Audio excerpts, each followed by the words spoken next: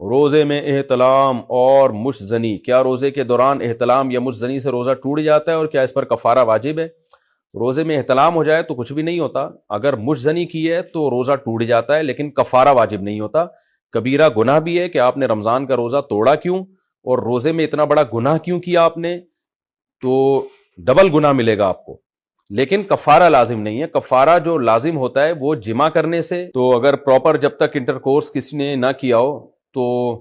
Intercourse کرنے سے جو ہے بیوی کے ساتھ یا کسی بھی عورت کے ساتھ جو حرام ہے، ناجائز ہے بہرحال، لیکن اس سے کیا ہوتا ہے کہ روزہ بھی ٹوٹے گا اور کفارہ بھی لازم ہوگا۔ لیکن اگر اس کے بغیر ہی کوئی ڈسچارج ہو گیا، چاہے زوجہ کے ذریعے ہو یا اپنی ہاتھ کے ذریعے ہو، اپنے ہاتھ کے ذریعے، جو اپنے ہاتھ سے یہ کام کرنا تو بہرحال بہت بڑا گناہ ہے، اور روزے میں تو اور بھی زیادہ بڑا گناہ ہے، لیکن یہ کہ اس سے روزہ توڑنے کا گناہ ہوگا، کفارہ لازم نہیں ہوگا۔ تو جو نوجوان روزہ رکھ کے اگر خدا نخواستہ یہ کام کر لیتے ہیں، مجزنی کر لیتے ہیں، تو توبہ استغفار بھی کریں اور بعد میں ایک روزہ قضا بھی کریں، لیکن کفارہ ان پر لازم نہیں ہے۔